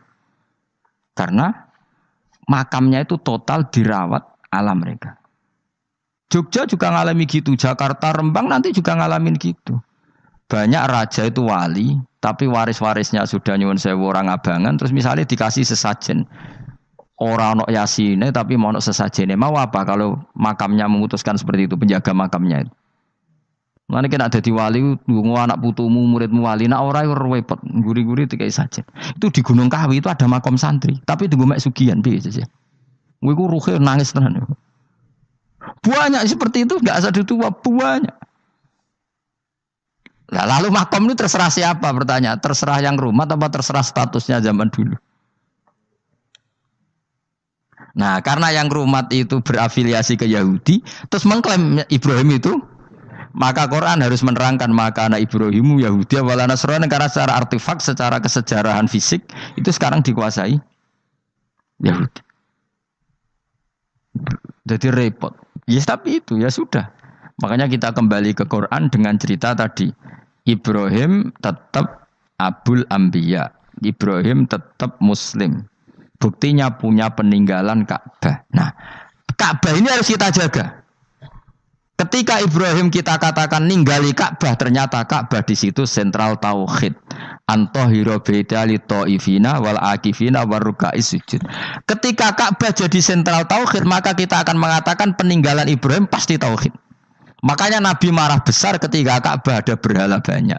Andai kan enggak dihapus oleh Nabi, maka berhala itu pun dianggap peninggalan Ibrahim. Dong to nih. Dong tenan. Ya pinter nih dadi maju le. Mulane kowe aja geman ndonga saleh dhewe, ora cukup. Saleh saiki ora cukup, kudu ditopang saleh anakmu, saleh putumu. Apa artinya kita sekarang saleh kalau anak cucu kita tidak saleh? Pasti sejarah dibalik. Dan itu kalau dibalik yang meluruskan siapa coba? Ya coba Yang bisa jawab siapa coba? Misalnya Soben terus, ya sudah ditulis kacau lah kacau. Saya tidak bisa bayangkan. Makanya Nabi Isa, Quran menjelaskan Nabi Isa sebanyak itu. Karena sudah dikira oleh orang yang salah kalau Isa itu anak Tuhan. Sampai Quran jelaskan Isa itu begini. Soal tidak punya bapak, saya ini Tuhan kata Allah. Gawe tanpa bapak mbok wae iso yaiku Adam, kok gawe tanpa bapak kowe geger terus aku mbok anggap bapak iku piye jare pengen. Sampai seperti itu. Karena wis kadung darani keliru, dadi mau ndak mau Quran kudu nerangno. Ibrahim juga gitu, wis kadung diaku kubu sebelah nak dekne iku Yahudi. Nasrani yo ngakoni. Akhirnya Nabi debat terbuka. Lah debat itu nek kakuati kudu adu pasut. Lah repote umat Nabi sing ra keramat wis akeh yo repot. Masyhur ada orang Nasrani, orang Yahudi. Ya sudah Muhammad, kalau kita debat ilmiah oke, Anda menang dalam debat ilmiah. Tapi kita buktikan bahwa kita ini agama samawi. Kita debat pakai langit, sing kalah kena laknat, sing kalah kena adab. Cara Madura sumpah pocong. Nabi yo cari Nabi. Masyhur itu. Faman hajjaka fihi min ba'di ma ja'aka minal ilmi faqul ta'alu nadu abna'ana wa abna'akum wa nisa'ana wa nisa'akum wa anfusana wa anfusakum tsumma nabtahil fanaj'al la'natallahi 'alal kadhibin. Nabi dijak mubalah. Oh ya oke, kita mubalah. Nabi nimbali Hasan Husain. Cucu kesayangannya dipanggil Hasan Husain. Putri kesayangannya Sayyidah Fatimah dipanggil. Terus jari ke Kanjeng Nabi, saya berani adu pasut. Taruhannya saya, anak cucu saya. Wong Nasrani mikir, wih, adu pasut anake dijak putune dijak mesti bener e. Mergo wong paling kuwatir nak anake mati putrine mati. Ora ana cerita bojo ning bab iku. Wah, bojo ora melok aku ya ora ero. Mulane kula termasuk kiai sing jarang lunga mbek bojo-bojo. Sakjane sering ora tau mlebu. Tapi kiai-kiai haji ya mbek bojo, umrah mbek bojo. Kula niku ya rada iskal. Jebule bareng tak takono sing dhuwit sing wedok. Ya wes nak ngono wis kejawab ya wes anjir sing dhuwit sing wedok. Ya wes nak ngono fair apa? Riyen bapak kula kaji ya dhewean, bojo kula kaji ya dhewean, kula ya kaji dhewean. Tapi aja tiru. Kamu ndak sekeramat saya ya. Jadi kula nggih setuju sing gudrak-gruduk wong loro karena ternyata tadi sing duwe dhuwit sing wedok. Ayo wes piye meneh. Tapi dalam semua riwayat memang abna ana itu Hasan Husain, Nisa itu Fatimah. Memang Nabi enggak ngajak istrinya. Nabi itu unik dalam banyak hal itu memang ya Hasan Husain sama Sayyidah Fatimah. Kenapa istri itu kadang enggak dilibatkan? Memang enggak seru. Seru anak. Orang itu lebih menyayangi anak toh nyawa cara Jawa. Bareng Nabi keluar, orang-orang Nasrani bilang ini wajah-wajah yang setiap mengetuk langit pasti disembadani. Terus mereka mundur. Enggak jadi apa mubahalah, minta mubahalah ini dibatalkan. Berarti Nabi itu debat 2 kali. Secara ilmiah ya pernah, yaitu membuktikan kalau Ibrahim adalah pernah berdomisili di Mekah. Sehingga Nabi mengklaim sebagai turunan Nabi Ibrahim. Mereka tanya buktinya apa? Terus fihi ayatum bainatum maqamu Ibrahim. Orang-orang Yahudi Nasrani ditanya itu apa? Jejaknya itu jejak Ibrahim. Mereka ngakui kalau Ibrahim pernah di Mekah. Artinya kalau pernah di Mekah zaman dulu kan nggak ada pesawat, nggak ada, mesti domisilinya lama. Dan itu artinya punya anak turun yang hidup di Mekah, yaitu lewat Ismail. Bukti kedua tadi, sa'i. Sa'i bena Safa wal Marwah adalah mengenang ketika Hajar mencari air. Lagi mulai perkara mbek kowe. Saiki Ismail ketika lahir iku jek digolekno banyu antarane Safa mbek Marwah. Sementara cerita Dabih disembelih iku ning Sam. Mulane aja melok-melok lah ya. Aja melok-melok mulane. Aja terusno, mari kepinteran wis. Semeneng ae ora usah melok-melok. Gak, aku Ismail ya. Dilatih pinter kok pinter ra kasil, sombonge tok sing kasil dadi gak jeng Ismail. Ismail wis Kak. Ketona nerangno gitu. Tapi ki ilmiah. Ben kowe bangga di guru alim ya dadi kowe ben nak gurumu gak main-main. Aku yo krungu-krungu nak kaul aku iku Ishak tapi wis goblok ngono Ismail. Karena waman sadza finnar ora umume wong iku wis repot. Rasa diterusno dadi Jadi bukti empirik itu mengarah Ismail itu jelas uripe ning Mekah. Mergo wong Yahudi Nasrani lah ngakoni peristiwa Hajar iku ngakoni. Berarti Ismail urip teng Mekah. Akhirnya Rabi mbek suku Jurhum terus nurono Sayyid Adnan sak teruse sampai tok Kanjeng Nabi Muhammad sallallahu alaihi wasallam. Mulane dibak utawa manakib utawi napa? Berjanji. Niku pertama sing disebut abtadiul imla bismillahi terus wa ba'du fa aqulu wa Muhammad bin Abdullah. Kenapa dibak berjanji lah ya. Kenapa nerangkan nasabnya Nabi Muhammad? Karena yang dipertanyakan Muhammad jadi Nabi turunannya siapa? Karena syarat Nabi itu harus turunan Nabi. Makanya berjanji nerangkan wa ba'du fa aqulu wa Muhammad bin Abdullah bin Abdul Muttalib wasmuhu Syaibatul Hamdi khumitat khisaluhus saniyah. Dan masih terbukti di Ka'bah itu ada pintu namanya pintu Babu Bani Syaibah, yaitu nama lain dari banyak Kanjeng Nabi. Terus diteruslah sampai wa'adnanu bila raibin intadzabil ulumin nasabiyya ila dzabihi Ismail. Iku partaimu. Mergo berjanjilah darani dzabihu Ismail. Alhamdulillah jadi terus kowe menang. Kenapa? Ya itu tadi sakjane mbok diterjemah yang ngene ketahuilah bahwa Muhammad punya bapak Abdullah punya bapak Abdul Muthalib punya bapak Hashim nama lainnya ini bin Abdi Manaf sampai Adnan. Ketika diterjemah itu jadi mantra apa jadi buku sejarah? Nambah waca Arab terus kira paham? Mantra. Mulane sing ngaramno ya bener pancen suarane suara mantra. Sing ngalalno ya bener karena itu sudah apa? Sejarah. Lah khilaf seperti ini sudahlah kita abaikan saja, kita suka damai, tidak suka konflik. Biasalah seperti itu. Tapi yang jelas perdebatan antar para nabi itu seperti itu. Akhirnya Nabi Muhammad ngelurusno itu. Bukti Ismail itu pernah hidup di Mekah, adalah lahirnya di sini, pernah ngalami peristiwa ini. Dan sisa-sisa Ibrahim ada fihi ayatum bayinatum maqamu Ibrahim, yaitu batu yang pernah diinjak Nabi Ibrahim. Nah kenapa itu mesti Ibrahim? Karena nak wong biasa gak mungkin nginjek batu kok sampai bekas. Jajal kowe nginjek nganti bolak-balik. Itu mukjizat, wong batu diinjek kok bekas. Terus Ka'bah sebagai pewaris Ibrahim ditulisi kalimat-kalimat tauhid sehingga kepastian Ibrahim itu bapak tauhid. Makanya Nabi Riso ketika pinggirnya Ka'bah ada banyak berhala, nanti dikira berhala ini syariatnya Nabi Ibrahim. Makanya lah ketika berhala banyak Nabi gak mau madhep Ka'bah, nanti dikira nyembah berhala. Maka sama Allah dialihkan disuruh madhep Baitul Maqdis. Ketika berhala dihilangkan, Nabi baru disuruh madhep Ka'bah. Jadi perdebatan ini atau ilmiah ini harus kita kaji, kita pahami. Karena kata Allah, antum haula'i hajastum fima lakum bi ilm falimatu hajuna fima laysa lakum bi ilm. Nah, iswani debat kudu datane data ilmiah. Sementara mereka darani Ibrahim pengikut Yahudi, padahal Yahudi iku putune Nabi Ibrahim. Yaitu Yahuda bin Yakub bin Ishak bin Ibrahim. Mestinya kan bahasanya Yahuda pengikut Ibrahim, aja diwali Ibrahim pengikut. Lah Nabi benar ketika takoi Muhammad kamu ikut siapa? Saya ikut Ibrahim. Kan normal kan? Kalau junior ikut, mereka enggak. Ibrahim pengikut Yahuda. Ya mau perkara Pak Karno pengikut Puan Maharani, Mbah Hashim pengikut Mbak Yeni, kan kacau kan? Lah itu terus Allah gojlok tadi.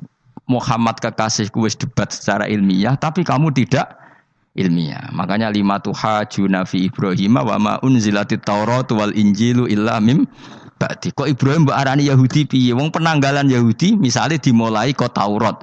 Taurat Musa iku generasine sakwise Ibrahim. Tapi Ibrahim mbok arani pengikut Musa. Dong ya. Jadi itu masalah-masalah. Tapi ayat-ayat ngono iku ora populer. Kowe seneng ayat populer ya poligami fankihu ma tobalakum. Kowe iku sing ora alim lah wapal. Mergo di kepentingan apa? Poligami.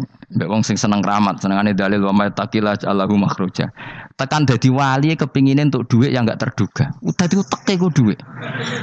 Padahal syarat saya wali ku ora pati seneng dhuwit. Lah kowe kepengin dadi wali ben oleh dhuwit. Dadi wis kenapa dadi wali ben bayar zuku min haitsu la yahtasib. Jadi uteke wis elek. Jadi institusi wali wae demi. Jadi nek aku wali para pangeran rezeki teko min haitsu Mulane kira bakal dadi wali, ngerutekem cek ngono ora bakal dadi. Ayo saiki Ismail apa Ishak? Ismail ya Ismail. Aku ya getun kadang alim kadang getun. Perkarane nyulayani apa? Mainstream. Tapi cara kula ya Ismail sudah tak bilang napa? Ismail. Oh, yes. Ismail Iska Ismail. Nak cacile kan milih sengguri kan. Yang jelas bahwa Ismail atau Ishak kaulani ono pendapat loro. Ya sudah, kan arah Ismail ya Ishak.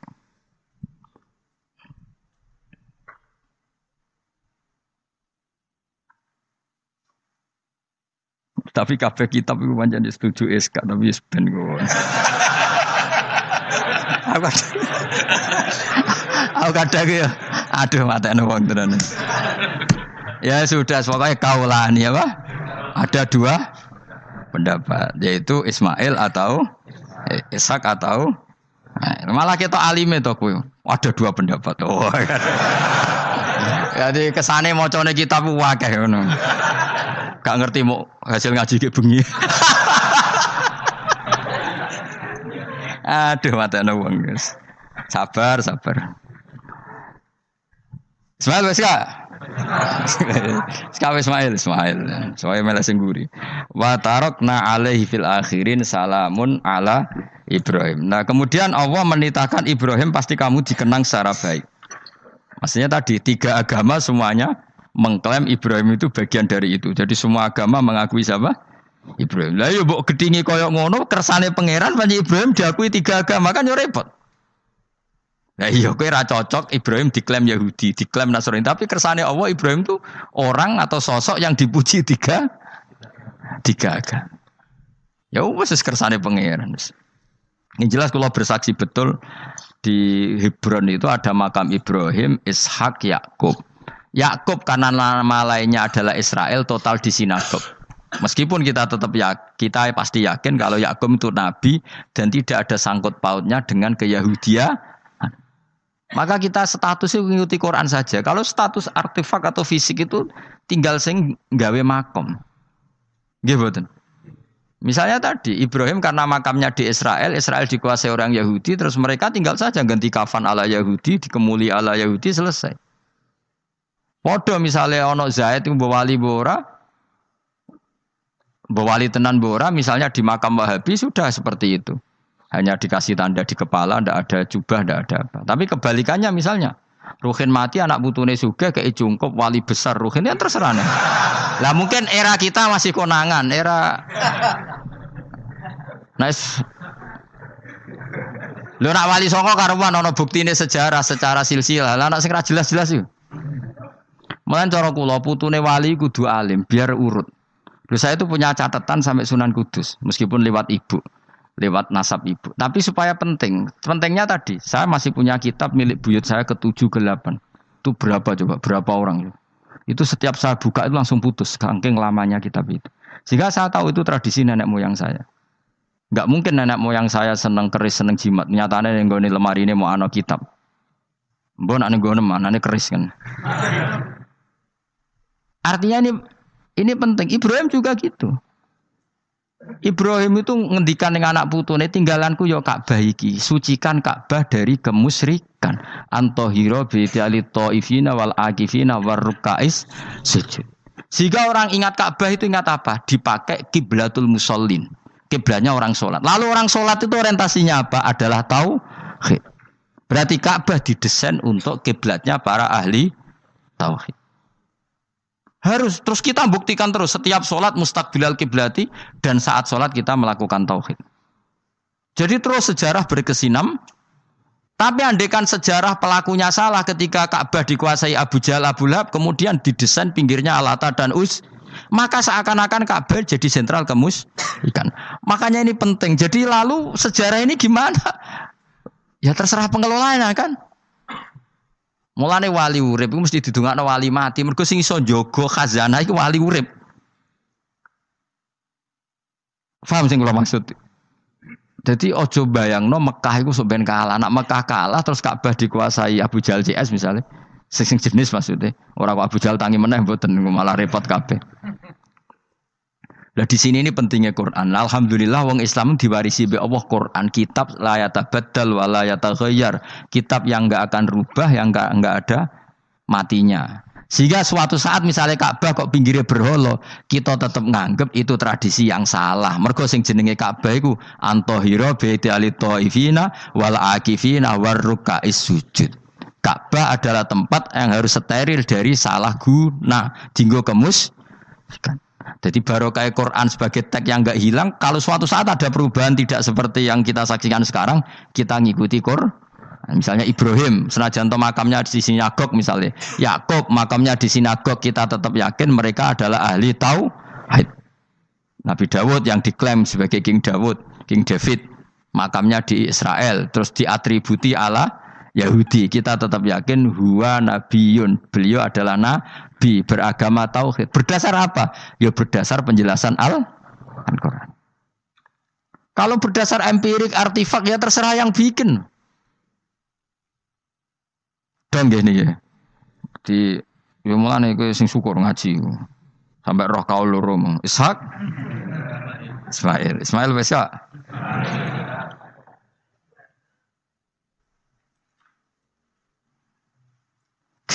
Sopo to sing mesti?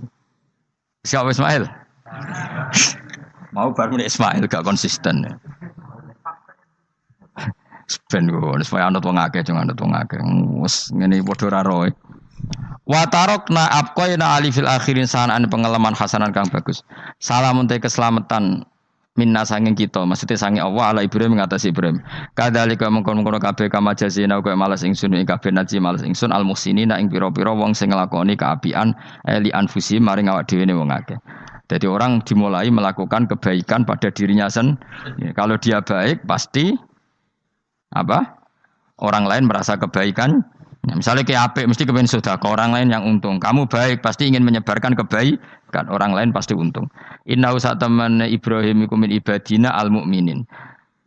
Saking pira-pira kawula ingsun al mukminina kang mukmin kabeh. Wa basyarnahu. Lan ngekei berita gembira ingsun hu ing Ibrahim bi Ishaq kelawan tak kaya anak Ishak. Ustudillah digawe dalil apa bidzalika klan dawu Ishak ala anad dabiha ing atase sak temene sing disembelih kuwi ruhul yane Ishak. Lho dadi ana kaul sing darani pokoke ora Ishak. Ora Ishak sapa? Ya Ismail. Dadi Imam Suyuti ngotot Ismail, sing nyarai Jalalain Imam Sawi ngotot Ishak. Iki patah Jalalain apa Sawi? Yo Jalalain kaose kadung kaos Jalalain dulu. Yes pokoknya Nara Ibrahim kan agak Ismail ya. Iska tidak mungkin yang lain iku wae sing ngono ae kok ribet. Sing jelas niku ana sing disembelih. Jenenge Nara Ibrahim, sapa? Ishak Ismail. Sing nyembelih jelas Ibrahim, nek niku jelas. Aduh. Repot. Dadi wong alim dadak. Kula nate maca mobil mangkel nganti saiki. Susah dadi wong waras, tangan-tangan kok ya ono bener ya. Lah wong gendeng ora tau mikir. Dadi aku tahu dendam mbek tulisane mobil mesti tok-tok. Gelem ra gelem kan maca ning ngarepe. Susahe dadi wong waras. Aku pertama eskal. Wong waras kok susah. Tanganan iya wong gendeng kan gak tau mikir. Mulane kena susah berarti waras. Nek ora tau mikir berarti.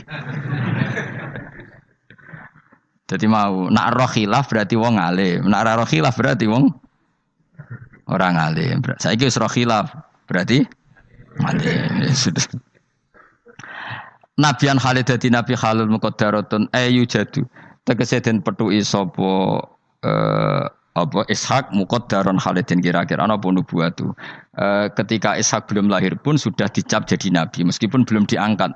Tapi kan mulai lahir sudah dicap jadi nabi. Tentu pengangkatannya sebagian besar nunggu umur berapa 40 tahun kan ada aturannya mang nabi. Tapi kalau takdirnya sudah pasti jadi apa? Nabi minas solihin. Wa barokna lan berkah ingsun ali ngatas Ishak bitaksiri dzurriyyatihi kelawan akeh anake dzurriyahe akeh. Mergo Ishak dia anak Yakub, Yakub anake meh 12 napa pinten. Sing jelas sing kandung namung sinten? Yusuf kalian sinten? Bunyamin. Eling-eling sinten Yusuf kalian apa?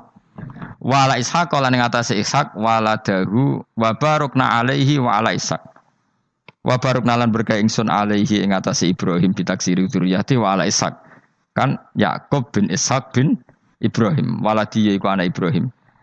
Terus bija'lina kelawan gawene kita gawe aksarul anbiya ing akeh-akeh nabi tak gawe min nasli sanging turunane Ibrahim. Jadi bukti barokahnya seorang soleh adalah turunan-turunannya banyak dan semuanya menjadi orang apa?